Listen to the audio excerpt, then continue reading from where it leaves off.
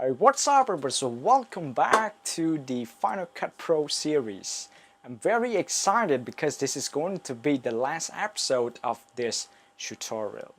And after this episode, now I'm sure that you're ready to produce your own video.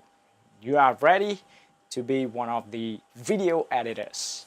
So this video, as you know, I'm going to show you guys how to save your project or how to render your project into video.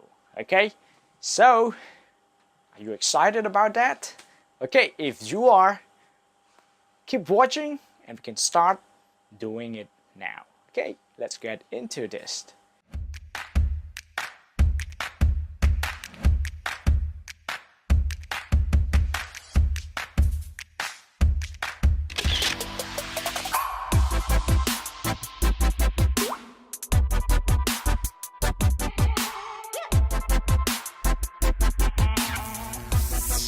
Okay guys, so welcome to the last episode of the Final Cut Pro tutorial. So in today's video, as promised, I'm going to show you guys how to render or simply say save this project into a video. So as I mentioned from my first episode, I promise that after watching these 5 episodes, you will be able to edit your own project. This is the last one that you should not miss. Okay, so in order to save the project into the video, make sure that first of all you have to check the end of the video. Sometimes you see this black clip, so make sure that you check it first and delete. And then what you have to do next is to go to File, click Share.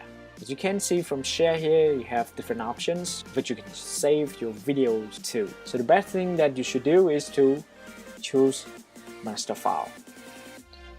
Let's choose master file. First, what you have to do is to check the setting, because this has to be what you have already set on your library. Okay, and then next move on to setting.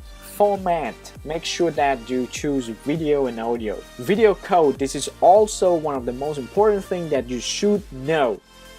The code that you have to use is H.264, because if you look at the size here, it's 375 megabytes. If I change it, for example, I change it to Apple ProRes 422XU. Let's see what happens. Okay.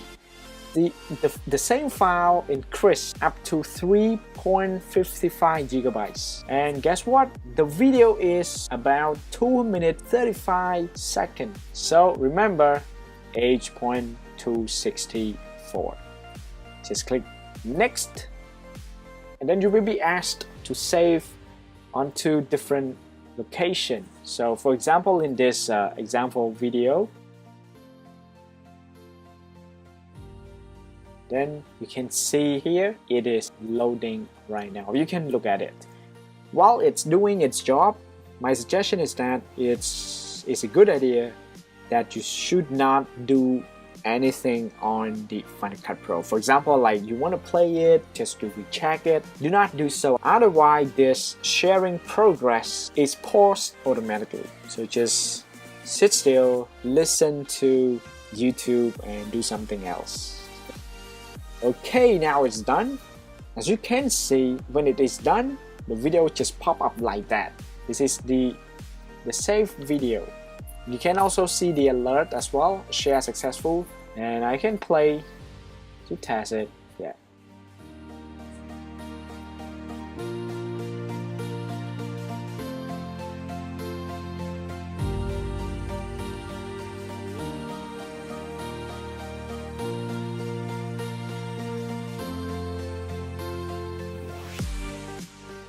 Okay, so now you got your own video. And congratulations for spending so much time watching my tutorials, and I hope you will learn and you will be able to edit and produce your own contents. And this is the last episode of the tutorial of the Final Cut Pro, but it doesn't mean that I stopped making more videos about Final Cut Pro. So stay tuned for the next episode of the Final Cut Pro regarding how to add more text, effect, and transitions for free. Okay, so stay tuned for that, and I hope to see you guys in the next episodes.